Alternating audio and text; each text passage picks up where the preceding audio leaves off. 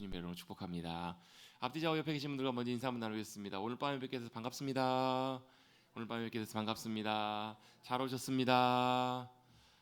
참 날씨가 이제 본격적으로 겨울 추위가 다가오면서 많이 좀 썰렁하고 추우시죠? 저는 아직 이제 본격적인 겨울 추위가 이제 막 시작되는 무렵이다 보니까 이때가 좀 더 추운 것 같아요. 한겨울 추위는 그래도 아예 좀 어련히 추우리라 하고 몸이 이렇게 좀 추위에 좀 적응되고 있는 와중에 추위가 오면 그냥 추운가 보다 이렇게 넘어가는데, 덜 춥다가 이렇게 추우면 또 왠지 더 춥게 느껴지는 그런 느낌이 좀 있는 것 같아요. 안 그러세요? 그러시죠? 아무튼 뭐 잘 몸 관리도 잘 하시고 따뜻하게 입으시고, 그래서 또 올 겨울 추위도 은혜 가운데 잘 감사한 물을 이겨낼 수 있게 되기를 간절히 바랍니다. 우리 몸이 약해지면 이제 추위나 이런 것들에 대해서 약해지면서 몸이 아프기도 하고 병이 나기도 합니다. 근데 반대로 몸이 건강하고 강건하면, 힘이 넘쳐나면 우리의 몸에서 그런 병의 원인들이나 이런 것들이 찾아오더라도 그걸 또 잘 맞서서 이겨낼 수 있는 상황들이 됩니다. 마찬가지로 우리의 영혼에도 이런 영혼의 면역력이 참 중요한 것 같아요. 우리의 영혼의 면역력이 있어서 우리의 영혼의 문제들과 상황들을 잘 대처할 수 있는 힘과 능력이 잘 갖춰져 있으면, 그렇게 세워져 있으면 그런 것들이 나를 무너뜨리려고 공격하려고 내게 힘든 것들로 와도 넉넉하게 대처하고 이겨낼 수 있는 힘이 있는데, 이게 없으면 이게 뭘 어떻게 해요? 이게 우리를 이렇게 넘어뜨립니다. 무너뜨립니다. 그래서 우리의 영혼이 굉장히 혼란스럽고 어렵고 공격을 당하는 그런 일들을 우리가 경험하게 됩니다. 그러니까 몸도 마음도 영혼도 비슷한 그런 부분들이 있어요. 몸도 아픈 게 단순히 여러분 찬바람 쐬서 아픈 게 아니라, 찬바람을 쐈을 때 몸의 면역력이나 몸의 시스템 자체가 그 찬바람을 통해서 들어오는 병균과 세균과 바이러스들을 잘 감당하지 못하면 아픈 거잖아요. 건강하면 뭐 찬바람 좀 쐬도 사실 그냥 춥다 따뜻한 데 들어오면 말아요. 근데 그때가 뭐 컨디션이 안 좋았다든지 몸 상태가 좋지 않았다든지 이런 상황이면 찬바람 쐬고 오면 굉장히 감기 걸리거나 이럴 확률이 굉장히 높습니다. 우리의 영혼도 강건하고 우리의 영혼이 잘 준비가 되고 힘을 얻고 이렇게 있을 때는 우리의 영혼이 크게 별로 많이 이렇게 요동치지 않아요. 많은 일들이 있어도, 많은 상황들이 있어도 우리가 넉넉하게 이겨내기가 쉽습니다. 그런데 우리의 영혼이 그렇지 못하고 연약하고 흔들리고 우리의 영혼이 여러 가지 어려움 가운데 있으면 작은 문제, 작은 일 가지고도 우리의 영혼이 요동치고 흔들리고, 또 그것 때문에 우리의 영혼이 막 뒤집어지고 이런 일들, 이런 상황들이 있을 수 있다는 것입니다. 여러분, 이 모든 상황 속에서 하나님이 주신 새 힘으로 하나님이 우리의 힘과 능력이 되어주셔서 우리의 모든 것들을 넉넉하게 감당하시고, 주님 안에서 주님의 은혜 가운데 든든하게 세워져 가시는 주님의 귀한 용사들, 그리스도의 귀한 군대가 되시기를 주님의 이름으로 축복합니다. 그게 하나님이 기대하시는 거예요. 하나님은 우리가 참 복되게 즐겁고 감사하게 잘 살기를 원하세요. 그런데 하나님이 우리가 그렇게 살기를 원하셔서 우리에게 그것들을 다 주시면 우리의 삶이 복되고 강건하고 좋을 것 같은데, 오히려 반대로 그렇지 못한 경우들이 더 많아요. 왜 그럴까? 그걸 누리면 어때요? 여러분, 뭐 어렸을 때부터 예를 들면 뭐 먹고 사는 것 때문에 고생을 한 사람, 한 번도 안 해본 사람은요, 어때요? 한 번 그런 어려움이 딱 닥치면 무너져 버립니다. 굉장히 쉽지가 않아요. 그런데 어렸을 때부터 아무튼 그런 것들 때문에 고생 많이 하고 여러 가지 어려움을 겪어본 분들은 그 다음에 어려움들, 그런 어려움이 와도 뭐 내가 지나왔던 어려움들, 이것들 뭐 이것보다 좀 더 강한 어려움일 수도 있겠지만 뭐 지금까지 이렇게 감당하며 넘어왔는데 그게 별로 이렇게 크게 충격이나 어려움을 주지 않는 경우도 있다는 거예요. 그러니까 하나님께서 우리에게 주시는 복은, 진짜 주시는 복은 우리가 복을 받는 그런 귀한 하나님의 존재들로, 사람들로 우리를 뭐 하시는 것이냐면요, 갖추어 가시는 거예요. 우리를 이렇게 무장시켜 가시고 우리를 세워 가시고 성장시켜 가신다고요. 성경에 보면 여러 군데가 나와요. 야고보서 특별 1장에 보시면 여러 가지 시험을 만나거든 온전히 기쁘게 여기라고 말하잖아요. 그 이유가 뭐냐면, 시험이 좋은 사람이 누가 있어요, 여러분. 여러분, 하나님께서 일주일 단위로 계획을 세워놓으시고, 월요일은 이런 시험, 화요일은 이런 어려움, 수요일은 이런 문제, 목요일은 이런 힘든 거, 여러분 스케줄 짜놓고 여러분, 하나님이 여러분을 이렇게 매일매일 하나씩 여러분에게 시험을 선물로 주신다? 참 좋으시겠죠? 뭔 말인지 잘 이해를 못 하시나 봐요. 하나님께서 월요일은 이런 어려움을 주시고, 화요일 날은 또 이런 힘든 일 주시고, 수요일 날은 참 이렇게 감당하기 어려운 이런 일들 주시면 여러분 기뻐하시고 감사하시겠어요? 힘들 거예요. 힘들어요. 어려워요. 근데 성경은 뭐라고 말씀하시냐면 온전히 기쁘게 여기래요. 왜요? 그 시험이 우리를 어떻게 하냐면 온전하고 구비하고 잘 우리를 잘 갖춰지게 한다고요. 잘 준비하게 한다는 거예요. 우리 오늘 그 시험들을 통해서 하나님 뭐 하시냐면 그것들을 감당할 수 있는 것들로 잘 우리를 준비시키시고 우리를 더 인내하게 하시면서 우리를 더 키워가게 하신다는 거예요. 아멘? 하나님의 관심이 거기 있으신 거예요. 하나님 우리 힘들게 하시는 게 목적이 아니라 왜 하나님 내게 이런 어려움들 주세요. 하나님 숨 쉴 수가 없어. 하나님 참 너무 괴로워요. 어우 막 이러면서 이럴 때 뭐 하라고요? 오히려 감사하라고요. 기뻐하라고. 왜요? 하나님 우리를 통해서 뭘요? 인내를 배우게 하시고 인내를 통해서 뭘요? 우리를 연단하시고 우리를 어떻게 잘 온전히 구비한다는 말이 잘 갖춰진 준비된 그런 존재들로 우리를 하나님께서 빚어가시기를 원하신다라는 거예요. 여러분, 자 우리가 예수 믿고 하나님의 자녀로 거듭났어요. 우리 예수 믿으면 하나님의 자녀가 되게 하신다고 말씀하셨잖아요. 그죠? 그러면 하나님의 자녀가 되면 우리가 가만히 있으면 우리가 장성한 분량까지 성장할까요? 그렇지가 않는다고요. 아기가 태어났으면 어때야 돼요? 태어났을 땐 처음에는요 케어와 관심이 필요해요. 사랑과 관심과 공급과 도움이 필요해요. 왜? 엄마 아빠의 도움, 여러 가지 많은 사람들의 도움이 필요해요. 그래서 어떻게 해요? 자라가야 된다고요. 자라가는 과정을 지나 조금 자라고 나면 어떻게 해요? 사회로 나가요. 어린이집을 가요. 어린이집을 갔더니 또 완전히 다른 세상이네요. 다른 존재들하고, 난 집에서는 나 혼자 사랑받고 살았는데 다른 똑같은 존재들하고 같이 머물면서 살아야 돼요. 거기서 뭘 배워야 돼요? 뭐 질서도 배워야 되고 많은 것도 배워요. 그러면서 조금 더 살아가는 방법을 배워요. 유치원을 가고 학교를 가요. 또 다 달라져요. 그때마다 찾아오는 고민들과 어려움들이 있어요. 사춘기를 만나네요. 뭐 대학 입시를 앞두고 있네요. 대학을 뭐 좋은 대학을 갔는데 졸업하면 끝날 줄 알았더니 그 뒤로도 또 어때요? 많은 고민들과 이런 일들이 계속 있다고요. 그것이 여러분 우리의 인생이잖아요. 그렇게 성장해 가잖아요. 우리 영혼도 그렇다라는 거예요. 우리 영혼도 하루아침에 은혜 가운데 뿅 변화되면 얼마나 좋겠냐고요. 막 기도원 가서 3박 4일 하나님께서 엄청난 은혜를 주셔가지고 놀라운 은혜와 감격 가운데 돌아와요. 돌아오면 달라져 있을 것 같죠?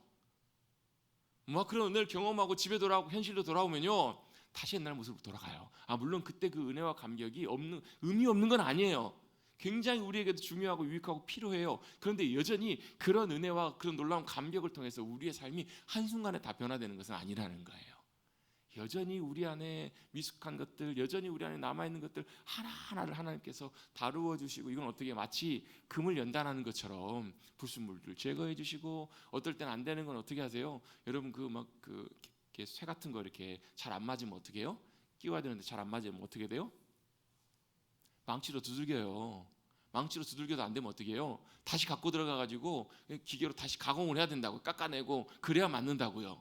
하나님이 그렇게 우리의 영혼을 빚어가시는 거예요. 맞춰가시고 정금처럼 다 맞추셔서 주님이 어떻게 세워가시는 거예요? 그리스도의 장성한 분량으로 세워가시는 거예요.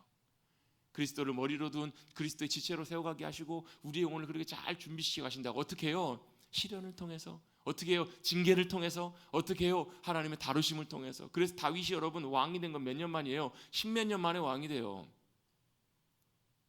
그 과정들이 있었다고요. 모세가 몇 년 만에요?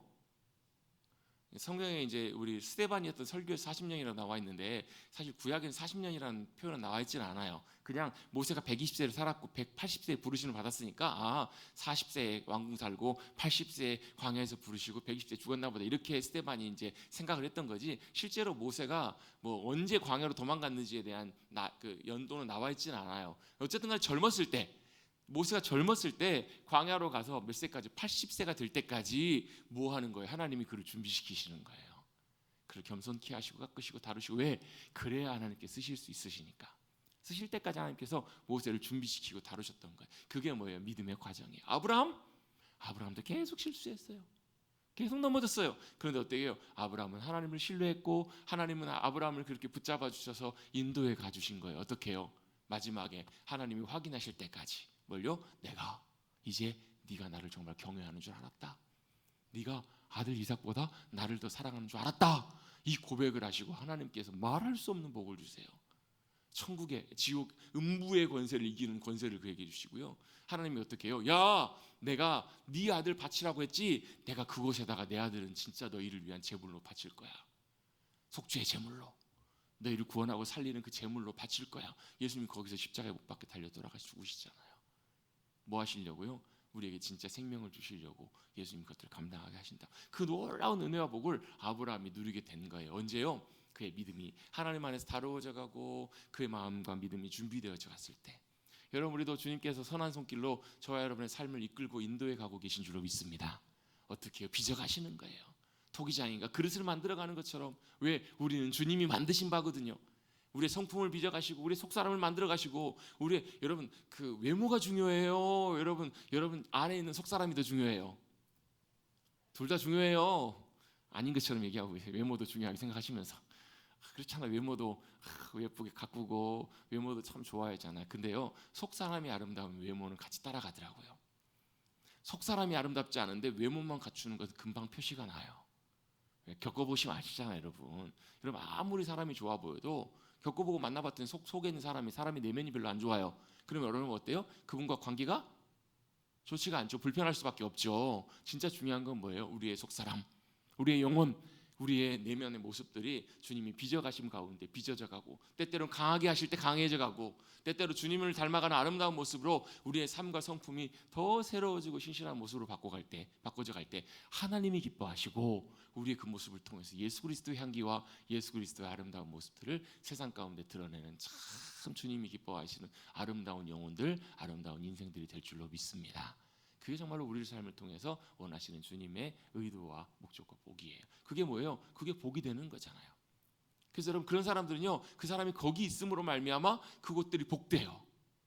여러분이 사랑하는 우리 모든 머리떨기 성도님들이 저는 그런 분들이 되셨으면 좋겠어요. 하나님의 복으로 잘 준비가 되셔서 여러분이 그곳에 있음으로 여러분의 가정이 하나님의 복이 함께 하시고 여러분 때문에 여러분이 그곳에 있음으로 여러분이 일하신 직장이 여러분이 거하신 그곳이 하나님의 복이 함께해 주시는 그런 귀한 쓰임받는 복의 통로들과 도구들이 되셨으면 좋겠어요. 이럴 땐 여러분 아멘 하시면 됩니다. 안 믿어지셔도 아멘 하시면 됩니다. 되셨으면 좋겠습니다. 정말 그렇게 되기를 원합니다. 왜? 그게 하나님께서 아브라함에게 하셨던 약속이거든요. 너는 그렇게 될 거다. 그리고 그렇게 되게 하세요. 그렇기 때문에 여러분 수천 년, 2000년, 3000년이 지난 지금 시대, 지금 살아가는 우리들에게도 아브라함에게 하셨던 약속이 지금도 여전히 우리에게 유효하다고요. 그걸 위해서 누가 오셨어요? 예수님이 오셨어요. 예수님이 오셔서 그 길을 여셨어요. 그 통로를 여시고 우리를 어떻게 하나님의 자녀 삼으시고 하나님의 약속 가운데 거하는 하나님의 귀한 사람으로 삼으시고 그리고 뭐 하세요? 준비시켜 가시는 거예요. 그래서 여러분 그 준비시켜가는 과정들이 사실 쉽지 않을 때도 있어요. 막 힘들 때도 있고 그냥 때려쳐버리고 싶을 때도 있고 참 그럴 때가 좀 있어요. 그런데 그 과정을 지나가고 다시 또 도망갔다가 다시 또 돌아오고 이런 과정들을 통해서 하나님께서 우리를 빚어가실 때 정말 하나님께서 선하게 놀랍게 인도해 가시는 것, 이게 하나님의 일하심의 방법이라는 것입니다. 그래서 여러분의 인생 가운데 삶 가운데 뭐가 좀 잘 안 돼요. 뭐가 좀 길이 막혀요. 뭐가 좀 어려워요. 어떨 때 보면 어떤 인간이 저 인간만 없으면 세상 살만 났는데 그런 사람들이 있어요. 그런 존재들이 있어요. 그럴 어떻게 해요? 그럴 때 그렇구나. 하나님이 나를 그렇게 더 빚어가길 원하시는구나. 훈련 조교를 통해 가지고 나를 빚어가시고 여러분 그런 사람들 도망가잖아요. 피해버리잖아요. 버려버리잖아요. 그럼 하나님께서 또요 다른 훈련 조교를 또 보내세요. 왜? 그 과정들을 하나님께서 지나야 가야 되기 때문에 그래요. 신뢰하고 그렇구나. 주님이 나를 사랑하셔서 이렇게 나를 빚으시고 나를 이렇게 징계하시고 나를 이렇게 여러 가지 시험들로 뭐 하신다고 잘 갖춰가도록 준비시켜 가시는구나라고 믿음으로 주님을 신뢰하시고 기대하시고 나갈 수 있게 되기를 간절히 바랍니다. 왜요? 야곱도 그랬거든요. 아브라함도 그랬지만 야곱도 그래요. 야곱도 여러분 태어날 때부터 하나님께서 야곱을 특별하게 하나님께서 선택하세요. 우리 그 말씀은 우리 살펴봤잖아요. 큰 자가 작은 자를 섬길 거다. 이 말은 하나님의 관심과 하나님의 약속이 큰 형 에서보다 야곱에 가 있다라는 거예요. 근데 야곱이 태어나 봤는데 인간적으로 놓고 볼 땐 사실 에서가 훨씬 더 어찌 보면 더 남성미 있고 남자답고 어찌 보면 리더십도 있었을 것 같아요. 에서가 훨씬 더 탁월한 재질과 능력을 갖고 있었어요. 야곱은 어때요? 요즘 편으로 보면 좀 찌질해요. 맨날 속이고 맨날 억울해가지고 내가 형으로 태어났어야 되는데 해가지고 형을 속여가지고 장자권도 사오기도 하고 야곱의 삶을 보면요 참 어떻게 보면 좀 구차해 보이기도 하고 여러 가지 많은 모습들이 보여요. 그런데 오히려 어쩌면 그 야곱의 모습들이 저와 여러분들의 모습에 가까운 부분들이 많아요. 여전히 별 볼 일 없고 여전히 사람이 보면 좀 그렇고 항상 뭐 사람을 속이려고 하고 어떻게든지 자기 욕심으로 그걸 취하려고 하고 얻으려고 하고 이런 야곱을 하나님께서 선택하셔서 붙드세요. 여러분 우리 본문을 통해 살펴봤던 것처럼 우리 지난주 살펴봤던 것처럼 우여곡절 끝에 야곱이 어때요? 아버지로부터 복을 누리게 돼요. 아버지가 주시는 큰 복을 장자가 받아야 될 누려야 될 복을 하나님께서 야곱에게 이삭을 통해서 주게 하신다고요. 그런데 대신에 그것 때문에 형과 갈등이 생기잖아요. 형이 자기 죽이겠다고 해서 형을 피해서 하란이라고 하는 먼 지역에 있는 외삼촌 라반에게로 도망가는 이야기가 우리 앞에 내용들이에요. 우리 창세기에서 그 앞에 내용들을 살펴보았어요. 그 와중에 도망가는 와중에 누가요? 하나님께서 야곱을 찾아오세요. 야곱을 찾아오셔서 만나 주십니다. 하나님께서 야곱에게 왜 찾아오셨을까요?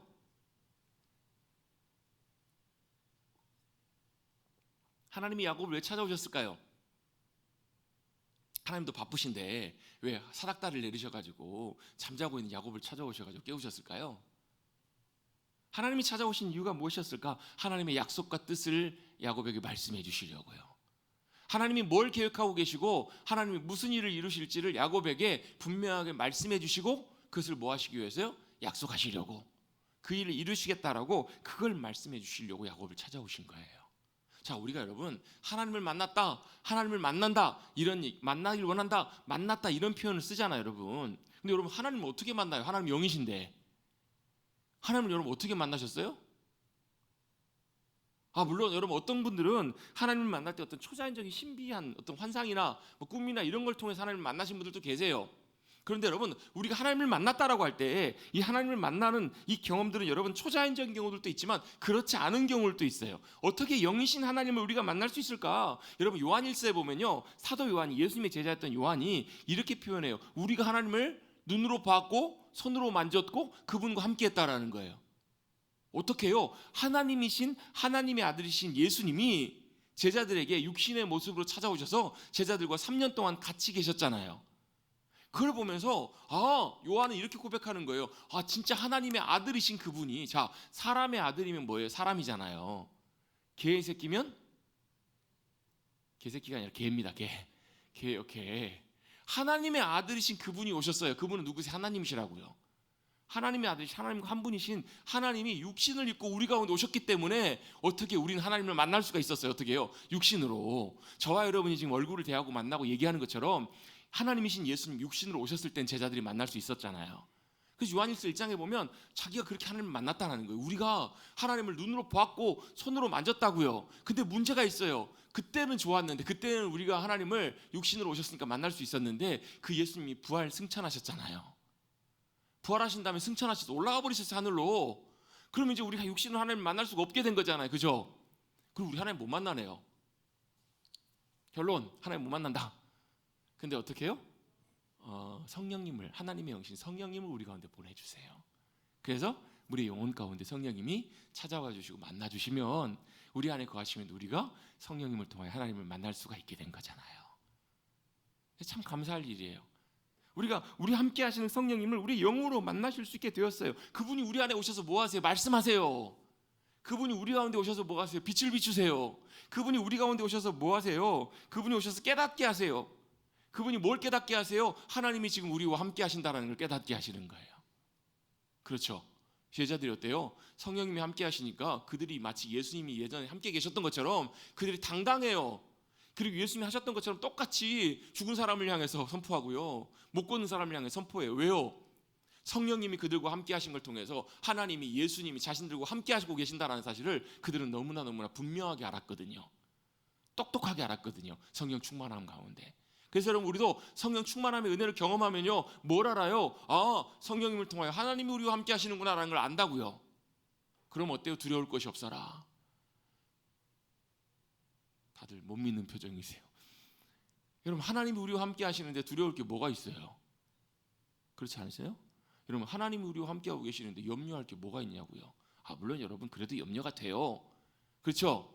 그래도 두려워요. 그래도 걱정이 돼요. 그래도 여러분 고통스러워요. 마음이 어려워요. 근데 그때마다 뭐 하라고요? 그때마다 우리와 함께 하시는 성령님을 찾고 구하고 나아가셔서 성령님이, 그래 우리 안에 계시는구나, 성령님 우리 안에 계시기 때문에 뭐 하세요? 그때 주님을 찾으면 성령님이 어떻게 해요? 우리에게 말씀하시고 깨닫게 하신다고요. 뭘요?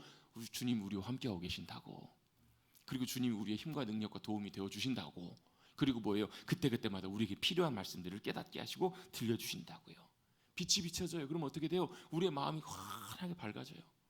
제가 신방하면서 많이 기도하고 선포하는 내용과 메시지들이 있어요. 신방하면 많은 성도님들이 어때요? 여러 가지 걱정거리들, 기도 제목들 이렇게 말씀들 하세요.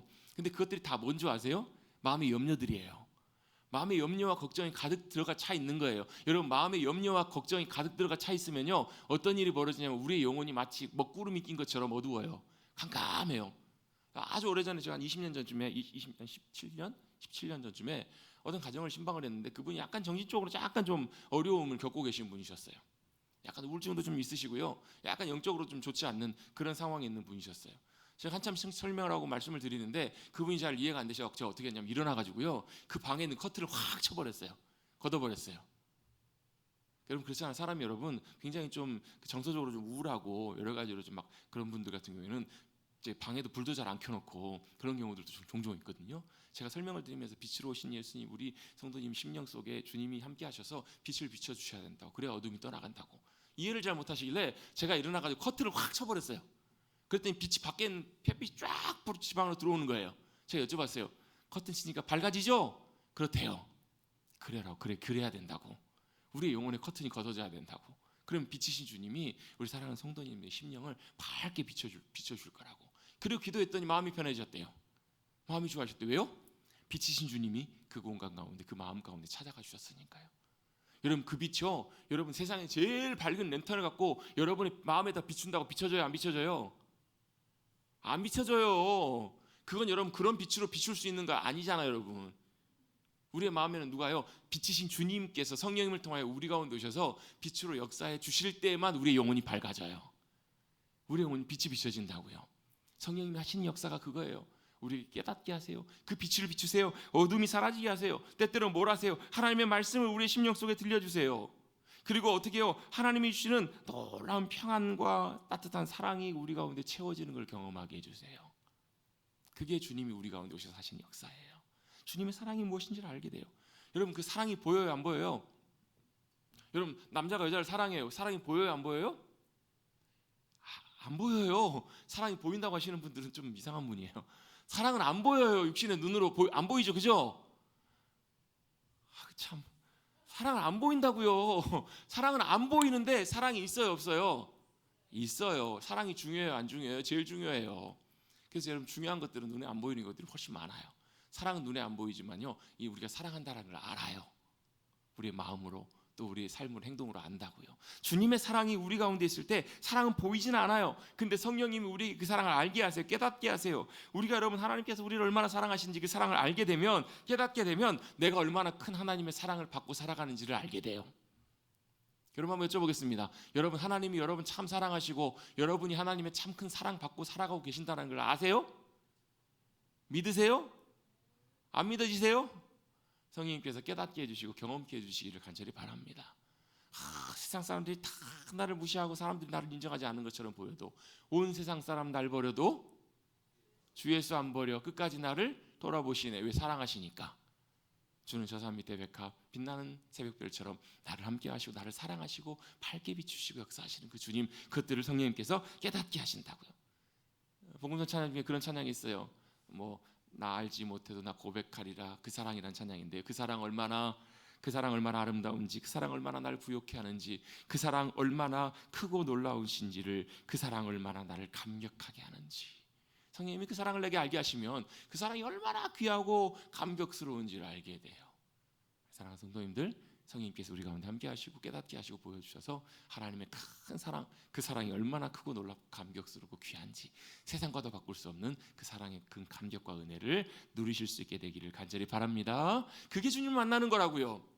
다윗이 굴 속에 있을 때 하나님이 그를 만나주세요. 그가 그 주님을 만났더니 어떻게 변해요? 그가 완전히 달라져요. 용맹스러워져요. 담대해져요.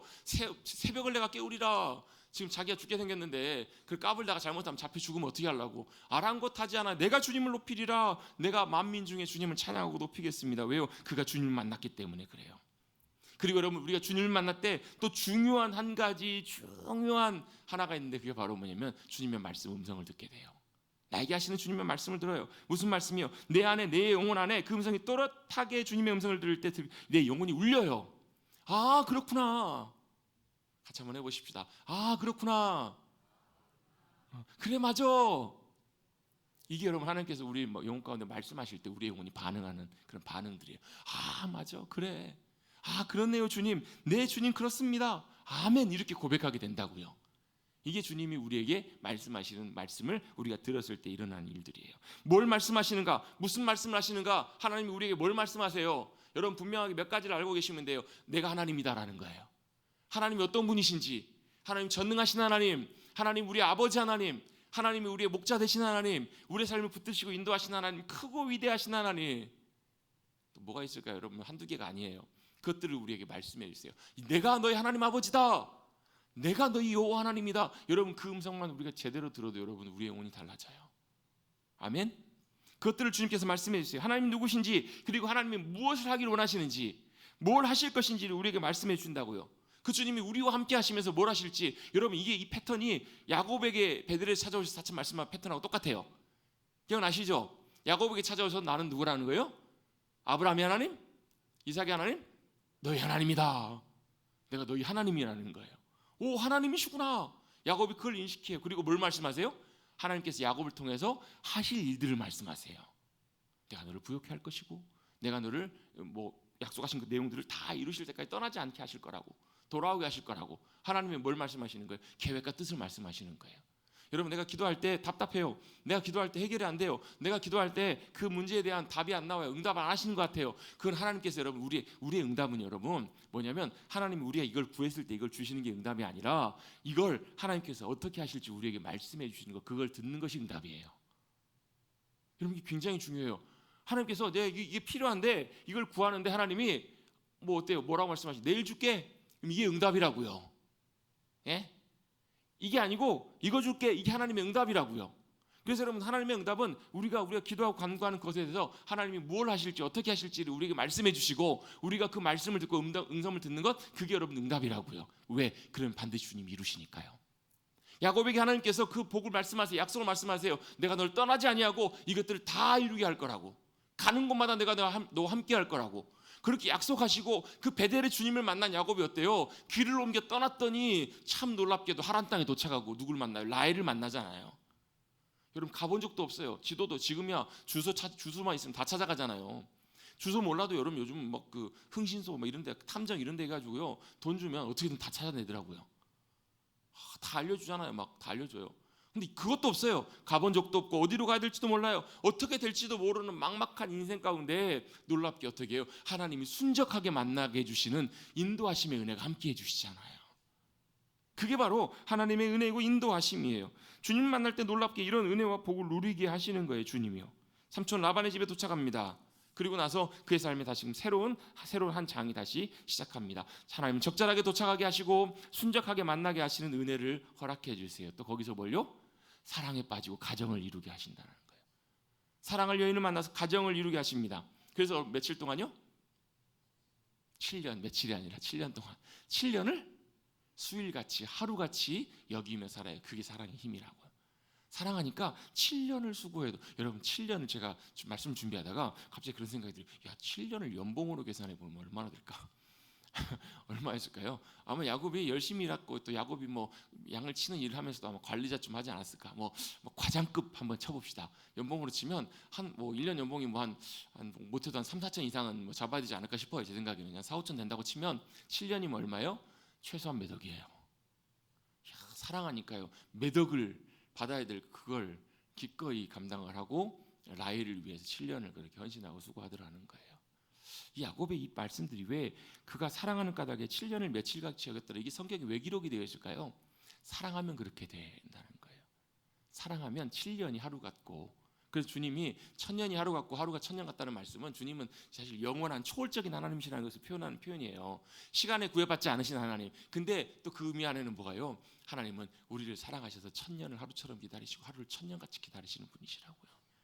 1000년이 2번이나 지났잖아요. 예수님 이 땅에 오신지도. 근데 그날이 어때요? 주님께는 이틀을 사랑하신 것처럼 여전히 기다리시고 사랑하시고, 그 사랑이 변치 않으신다라는 것.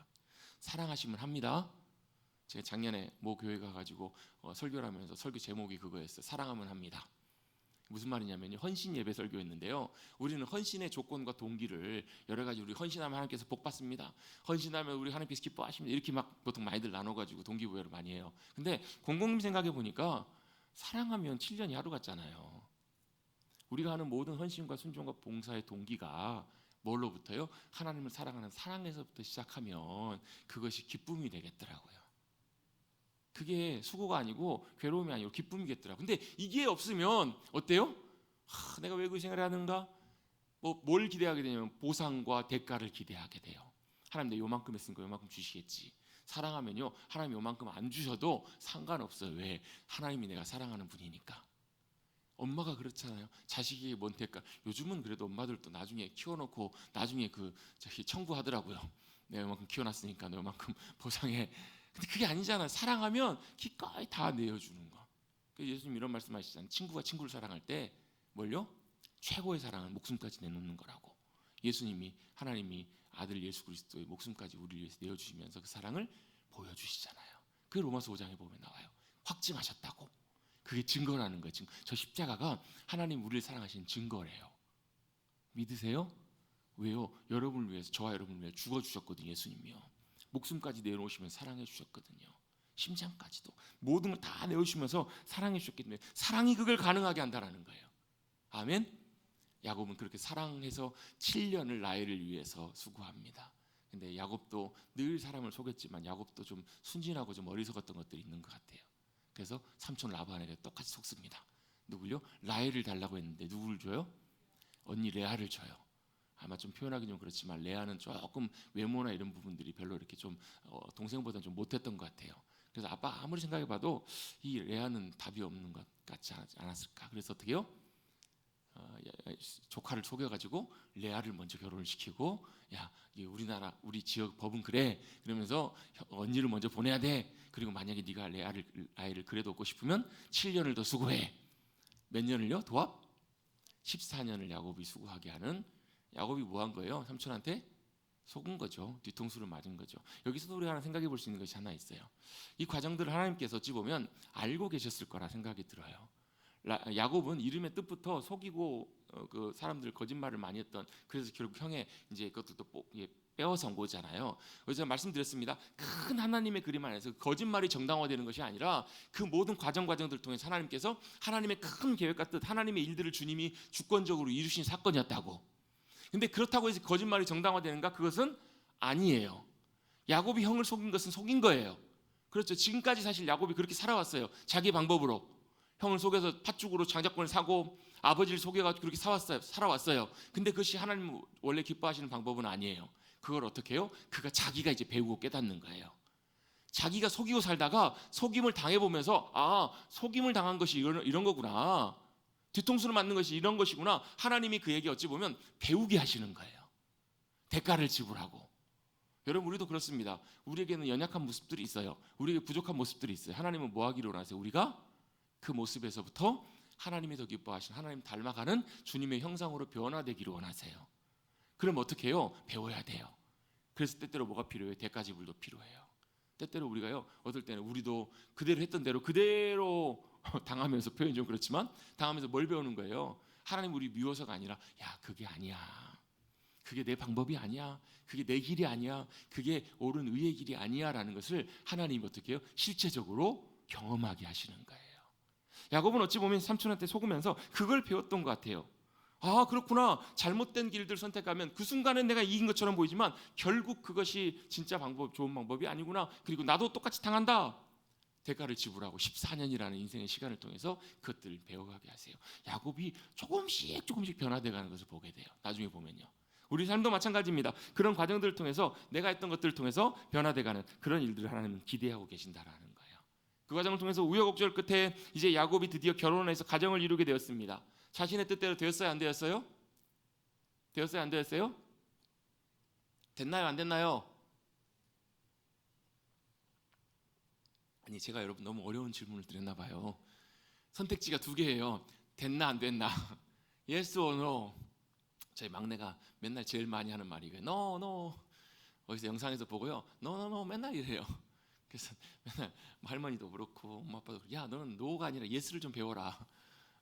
yes는 절대 안 해요. no만 해요. 자, 여러분, 이게 결혼을 야곱이 잘한 거예요? 못한 거예요? 반은 자기 의도대로 됐지만 반은 자기 뜻대로 안 됐다고요. 그러니까 나름 그래도 사랑을 라헬을 얻어서 아내로 삼았지만 자기 뜻대로 다 된 것만은 아니잖아요. 어찌 보면 불편한, 원치 않는 아내가 한 명 더 생긴 거예요. 그렇기 때문에 그의 가정 안에는, 그가 이룬 가정 안에는 어찌 보면 조금 쉽지 않는 불행한 요소가 그 안에 여전히 남아있는 거예요. 사랑하는 라헬과 덜 사랑하는, 사랑하지 않았던 레아가 한 가정이에요. 둘이 자매예요. 둘이 자매입니다. 사이가 좋았겠죠? 사이가 좋았을 리가 없었을 거예요. 보이지 않는 얼마나 많은 갈등과 암투와 이런 것들이 사실 있었겠냐고. 이 가정이 여러분 행복했을까요? 야곱이 꾸렸던 가정이 행복했을까요? 안 했을까요? 안 했을 거예요. 야곱의 인생, 특별히 그 다음 세대 자녀들까지도 엄청난, 심지어 자녀를 서로 형제가 형제를 죽이려고 하는, 실제로 죽인 것과 똑같은 그런 비극과 아픔들이 사실 일어나잖아요. 어찌 보면 야곱이 이뤘던 이 가정은 행복한 그런 가정은 아니었어요. 가정의 시작은 사실 불행한 요소를 가지고 가정이 시작이 되게 됩니다. 그런데 이 갈등과 다툼의 요소가 가득한 이 불행한, 사실 시작부터 좋지 않은 이 가정을 하나님이 선택하셨다는 거예요. 이 야곱의 가정을 하나님이 선택하셔서 뭘 하셨냐면, 이 가정을 통해서 태어나게 하신 자녀들을 하나님 나라 이스라엘의 각각의 지파로 하나님께서 세우게 하세요. 여러분, 이 가정은 사실 심각한 상황의 수준의 문제예요. 심각한 문제가 있는 수준, 그런 가정이라는 거예요. 여러분, 하나님의 생각과 뜻을 우리는 다 이해할 수가 없어요. 아니, 하나님 이런 가정을 통해 가지고 이스라엘을 세우셨다고요? 라고 할 만큼 여러분 얼마나 많은 갈등과 아픔이 있는, 상처가 있는 그런 가정인지 몰라요. 우리가 생각하기에는 이해할 수 없지만 하나님이 보시기엔 좀 다르셨던 거예요. 하나님은 이 문제투성이인, 이 상처와 아픔투성이인 이 가정을 선택하셔서 하나님의 일들을 이루세요. 여러분 한번 고백해 보십시다. 우리가 보는 것보다 하나님이 보시는 것이 옳으십니다. 놀랍습니다. 여러분, 우리가 볼 때는요, 참 야곱 같은 이런 가정을 막 이렇게 하나님께 세우셨나 싶은데요. 물론 그 과정 속에 뭐 우여곡절들이 있었어요. 아픔도 있고요, 갈등도 있고, 이런 많은 일들이 있었어요. 성경을 통해서 보는 것처럼 창세기 뒤에 나와 있는 내용들은 다 여기서 이게 씨앗이 돼가지고 다 이루어지는 일들이잖아요. 그렇죠? 이 뒤에 일어나는 일들도 보면 다 그래요. 막 서로 뭐 아내끼리 막 갈등하고 다투고 막 이렇게 되고, 또 막 결국은 그 사랑했던 라헬은 어때요? 아들 낳으려고 막 하다가 요셉 낳고 둘째 낳다 죽고, 그리고 그 자녀들끼리도 서로 막 암투가 일어나고 결국 요셉 팔아버리고, 요셉 어때요? 아버지 입장에서 요셉을 몇십 년 동안 잃어버린, 거의 한 뭐 20년 정도 되죠. 20년 동안 잃어버린 그 정도 아픔을 갖고 살아간다고. 야곱의 인생이 사실은 그렇게 순탄치 않았죠.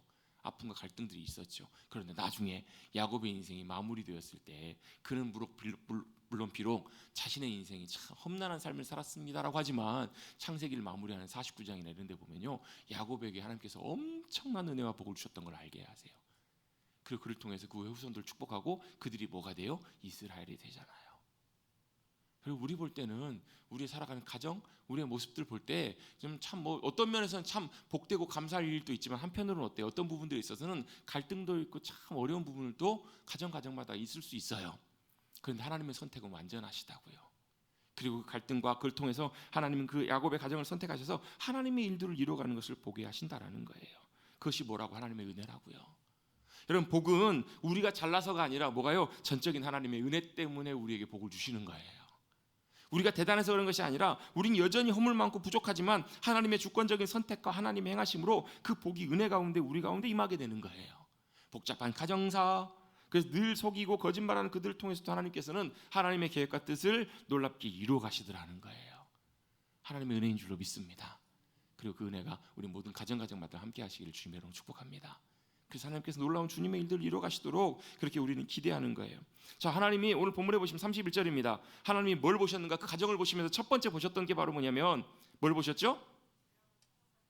여호와께서 레아가 사랑받지 못함을 보셨다라는 거예요. 누가 보셨어요? 하나님께서 보셨다고. 여호와 하나님께서. 자, 지금 분명하게 알죠? 야곱이 남편이 누굴 사랑해요? 라헬을 사랑해요. 레아는 사랑받지 못하고 있어요. 여러분, 남편이 아내가 두 명인데, 아내가 두 명인 것도 우리 사회에서는 참 이해할 수 없는 상황이지만 그 당시에는 뭐 그런 것들이 좀 있었으니까요. 근데 똑같은 가정에서 살아가는데, 나도 아내인데 남편이 나는 안 사랑하고 동생인 다른 아내만 사랑해요. 그러면 언니는 참 마음이 좋겠죠?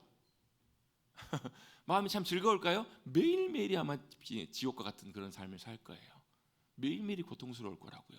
근데 하나님께서 그 모습을 보고 계셨어요. 사랑받지 못하는 모습을 하나님이 보고 계셨다고요. 여러분, 혹시 사랑받지 못하고 계신 분 계십니까? 손들어 보시면 제가 당신은 사랑받기 위해 태어난 사람 노래를 불러드리겠습니다. 가 아니고 누가 보고 계신다고요? 하나님이 보고 계신다고요. 하나님이 그 레아의 그 모습을 보고 계셨다고요. 그리고 그 보고 계신 그 결과가 뭐냐면 레아의 태는 열어주세요. 레아에게 자녀를 주세요. 여러분 그 당시에 자녀는 하나님이 주신 복이었거든요. 자녀를 낳는 건 하나님의 복이었어요. 레아의 태는 열어주지만 반대로 라헬은 자녀가 없어요. 레아가 임신하여서 아들을 낳습니다. 첫 번째 아들을 낳는데 이름을 뭐라고 짓죠? 루벤이라고 짓는다고요. 루벤의 이름의 뜻이 뭐냐면 보라 아들이란 뜻이에요. 보라 아들이 태어났다는 거예요. 뭘요? 어찌 보면 레아는 감격스러웠을 거예요. 이야 아들이 태어났다. 나에게 아들을 주셨다라는 거예요. 그러면서 그가 이렇게 얘기합니다. 자기의 고백을 통해서 보면요, 여호와께서 나의 괴로움을 돌보셨다는 거예요. 뭘 믿었어요? 레아는 하나님이 자신의 괴로움과 아픔들을 보고 계셨다는 것을 믿었다고요. 그래서 하나님께서 나의 괴로움을 돌보시고 보셨고 아셨기 때문에 아들을 주셨다라는 거예요. 보라 아들이라. 이름의 뜻이 뭐라고요? 보라 아들이라. 이게 뭐예요 여러분? 이름을 보라 아들이라 이렇게 지었다고. 루벤. 왜 이렇게 지었을까요? 하나님이 나를 보셨고 나의 괴로움을 들으셨기 때문에 아들을 주셨다는 걸 봐라 이거예요. 누구 보고요? 남편아 봐라. 라헬아 봐라. 하나님이 나의 괴로움을 들으셨고 아들을 주셨다. 그래서 얼마나 감격스럽게 이 아들을 낳았겠냐고요. 이게 바로 루벤의 아들의 이름이에요. 얼마나 기쁘기도 하고 좋게도 했겠냐는 거예요. 두 번째입니다. 두 번째 아들을 낳았는데 둘째 이름이 뭐예요? 시므온입니다. 시므온은 샤마으라는 듣다라는 뜻에서 이름이 온 단어예요. 이전이 뭐예요? 이제는 하나님께서 들으셨기 때문에 아들을 주셨다라는 거예요. 자신의 삶을 보시고 들으시고 알고 계신다라는 것을 그는 믿게 되는 거예요. 그러면서 뭘 그는 기대하고 있어요? 이제 남편이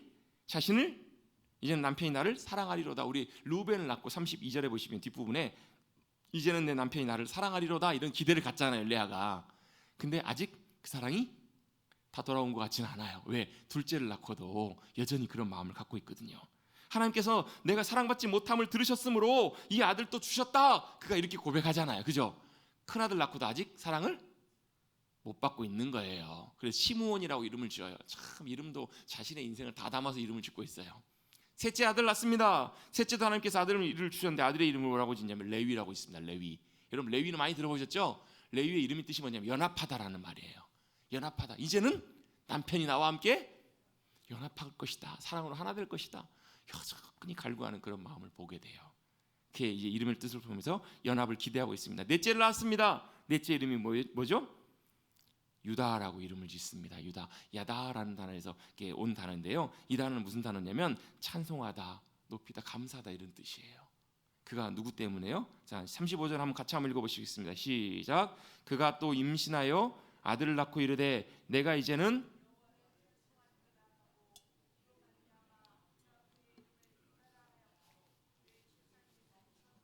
아멘. 넷째 아들을 낳았을 때 유다라고 지면서 유다의 이름의 뜻이 뭐냐면 내가 여호와를 찬송하리로다. 이제는 여호와를 찬송하리로다라고 고백하고 있어요. 왜 이름을 이렇게 지었을까요? 그의 심경이 변화되고 있는 것을 여러분 어느 정도 지금 짐작을 해볼 수 있어요. 처음에는 아들을 주셨기 때문에 야 이제는 남편이 나를 사랑할 거야. 근데 상황이 달라지는 게 없어요. 둘째를 낳았더니 하나님이 여전히 나의 괴로움을 들으시고 보셨다라는 거예요. 그래서 아들을 주셨다고요. 그래 나름 위로가 됐어요. 셋째를 낳았더니 그래도 이제 셋째를 낳았으니까 이제는 나와 남편이 연합하겠지라는 그런 마음의 기대가 있었던 것 같아요. 근데 어때요? 이제 넷째를 낳았을 때는 여러분 자기의 상황, 남편이 나를 사랑하든 사랑하지 않던 그것보다 어때요? 이제는 나의 상황을 들으시고 보시는 여호와 하나님께 감사하고 찬송하겠다고 그는 고백이 바뀌어요. 여러분 누가 정말 복된 여인이었을까요? 제가 개인적으로 생각할 때는 사랑받지 못하는 레아, 그 형편과 처지, 그 좋지 않은 어쩌보면 참 갑자기 요즘 단어가 잘 생각이 안 나요. 비참한이 아니라 아무튼 그 아시죠 여러분? 아시죠 어떤 느낌인지. 참 어떻게 보면 참 그래요. 참 불운한 아무튼 이런 느낌 있잖아요. 자신은 참 그렇게 불운하고 이런 여인이야라고 생각했어요. 상황은 달라지지 않았어요. 근데 누가 바뀌었어요? 자신이 바뀌어요. 내가 비록 아직 여전히 남편의 사랑을 받고 있지 못하지만 그럼에도 불구하고 여호와 하나님을 내가 찬양하겠습니다. 그 고백으로 바뀐다고요. 여러분 우리의 상황과 일들이 다 해결됐다고 그게 복만은 아니에요. 상황이 달라지는 것이 없어도 하나님이 그 과정들을 통해서 우리의 마음과 중심을 바꾸셔서 우리의 마음이 주님을 전심으로 신뢰하고 찬양하고 감사함으로 변화시켜 주신다면 그게 더 큰 은혜이고 복인 줄로 믿습니다. 레아는 이 어려움의 상황들을 통해서 자신이 변화돼요. 여러분 항상 제가 종종 말씀드린 게 있어요. 하나님은 우리 가운데 응답하실 때 상황을 바꾸시기 전에 우리 자신을 먼저 바꾸기를 원하신다고. 내가 바뀌면 상황이 달라진 것이 없어도 우리는 어떻게 고백해요? 루벤에서 유다로 내가 이제는 여호와를 찬양하겠습니다. 이렇게 변화된다고요. 이게 뭐예요? 감사예요. 이게 뭐예요? 찬양이에요. 이게 뭐예요? 예배예요. 여러분 상황이 달라진 것이 없어도 여러분 유다라고 고백했던 것처럼 하나님께 감사하고 주님을 높이실 수 있게 되기를, 찬양할 수 있게 되기를 주님의 이름으로 축복합니다. 그렇게 될 때 여러분 우리의 삶에 주님의 놀라운 은혜가 함께 하세요. 제가 참 좋아하는 찬양 중에 하나, 찬양하라 내 영혼아, 찬양하라 내 영혼아, 내 속에 있는 것들아 여호와를 찬양하라. 그 고백을 제가 찬양을 좋아하는 이유가, 왜냐하면 찬양할 수 없을 때도 찬양하라고 명령하는 거거든요. 기뻐하라, 기뻐할 수 없을 때도 기뻐하라고 명령하는 거거든요. 감사하라, 감사할 수 없을 때도 감사하라고 내 영혼에게 명령하는 거거든요. 왜? 주님은 우리의 찬양과 기쁨과 감사를 받기 합당하신 하나님이시니까요. 여러분 상황이 달라진 것이 없어도 그렇게 주님을 찬양하며 믿음으로 나가시는 우리 모두가 되시기를 주님의 이름으로 축원합니다. 반대로 여전히 라헬은 어때요? 마음이 조급하고 불편해요. 그래서 남편에게 가서 따져요. 왜 나에게 애를 못 낳게 하냐고. 그랬더니 야곱이 뭐라 그래요? 화를 내요. 야, 하나님이 안 주시는데 나한테 와서 왜 그러냐고. 사실 이 모습을 보면서 이 라헬의 마음의 절박함, 답답함 이런 것들을 좀 볼 수 있어요. 얼마나 마음이 심란하고 그랬으면 이랬겠냐고요. 근데 여기서 조심해야 될 것이 있어요. 한나처럼 이렇게 마음이 괴로울 때 누구에게 가야 돼? 하나님께로 가야잖아요. 근데 라헬은 어떻게 해요? 사람의 방법으로 여종을 데리고 와요. 그 누구를 데리고 와요? 비라라는 여인을 데리고 와가지고 시종을 데리고 와서 첩으로 줍니다. 아들을 낳습니다. 단 억울함을 푸셨다. 하나님이 억울함을 풀어주셨다는 거예요. 어찌 보면 좀 자기 만족에 가깝죠. 단이라는 이름을 지으면서 억울함을 풀었다. 단 하나님께서 내게 억울함을 푸시려고 내 호소를 들어서 주셨다. 판단하신다는 말이 뜻이거든요 원래. 그리고 또 아들 또 주셨는데 이름을 납달리라고 주세요. 이름이 뜻이 뭐예요? 겨루어서 이겼다라는 거. 누가요? 여전히 라헬은 레아와 겨루고 있고 내가 남편의 사랑을 더 받고 있다라는 이런 경쟁심 속에 있는 거예요. 내가 이제 언니를 이겼다라고 그렇게 그는 이렇게 자기 스스로 만족해하는 이름을 짓게 됩니다. 씨름이라는 뜻인데요. 언니와 경쟁해서 크게 이겼다. 언니가 경쟁 상대라는 거예요. 여러분 누군가와 경쟁 상대가 되면요, 내가 이겨도 문제고 내가 져도 문제예요. 누군가 경쟁이 되면 내가 이겨도 문제, 상대방이 이겨도 문제가 된다고요. 문제 해결되지 않아요. 어떻게 해요? 경쟁 상계가 아니라 이제는 어떻게 해요? 같이 함께 할 수 있는 연합의 관계들로 이렇게 변화되는 것이 참 중요하거든요. 근데 아직 여전히 라헬은 그렇게 생각을 하고 있어요. 또 질세라, 레아도 질 수 없었나 봐요. 또 그의 여종 실바를 첩으로 줍니다. 그리고 아들을 낳습니다. 갓이라는 이름, 행운이라는 뜻인데요. 복되다, 복이 왔다 이렇게 이름을 짓습니다. 또 아들을 또 낳습니다. 누구죠? 아셀을 낳습니다. 아셀이라는 말은 번영하다, 또 복이 있다 그런 뜻이에요. 비슷해요. 갓도 마찬가지고 아셀도 마찬가지고 하나님께서 여전히 라헬에게 복을 주셨다, 참 복이 된다 그렇게 이름을 짓고 있습니다. 그리고 나서 이제 뒤에 나오는 내용들 뭐 스불론, 또 그다음에 또 누구 나오죠? 스불론과 이사갈 이렇게 나오는데요. 그 이름들도 사실 그 의미들이 나름대로 갖고 있습니다. 중간에 보면 뭐 루벤이 뭐 합한 채를 가지고 팔고 이런 내용들도 등장하게 되잖아요. 이게 뭐냐, 여러 가지 가정의 복잡한 일들을 다 설명하고 있습니다. 마지막에 요셉을 하나님께서 가정에 주시게 됩니다. 자, 이 말씀들을 통해서, 이 내용들을 통해서 하나님께서는 여전히 하나님의 일들, 복잡한 가정과 여러분 여러 가지로 상처와 갈등들이 있는 가정을 통해서도 하나님의 역사와 일들을 이루어 가시고 계시는 것을 보게 됩니다. 여전히 변화되지 않는 가정의 모습들이지만 하나님께서는 그 후손들을 통해서 놀라운 일들을 이루어가고 계실 것을 하나님께서는 계획하고 계신다라는 거예요. 여러분 복잡한 상황 속에 있으십니까? 여러분 기대해 보십시다. 하나님이 어떤 일들을 이루실지, 어떤 계획을 통해서 역사하실지, 우리의 자녀손들 후손을 통해서 뭘 이루실지 믿음으로 기대하시고 기도하고 나가시는 사랑하는 성도님들 되시기를 간절히 주님의 이름으로 축원합니다. 그리고 각자에게 필요한 은혜를 주세요. 레아는 레아에게, 라헬은 라헬에게 하나님께서 그들 나름대로, 또 그 아들 나름대로 하나님 적절하고 필요한 은혜를 그 각자에게 주시는 것을 보게 돼요. 사랑받지 못한 레아에게는 아들을 더 주시고요, 그의 마음을 위로하시고 오히려 믿음으로 주님을 신뢰하는 자를 이끌어 주시고, 또 결국 라헬에게도 그 은혜들을 통해서 아들을 주시는 것을 보게 됩니다. 먼저 우리가 하나님의 선하심을 신뢰하고 고백하며 믿음으로 나갈 수 있는 우리 모두가 되어서 우리의 삶의 자리들마다 함께 하시는 주님의 풍성한 은혜와 복을 누리실 수 있게 되기를 간절히 주님의 이름으로 축원합니다. 함께 우리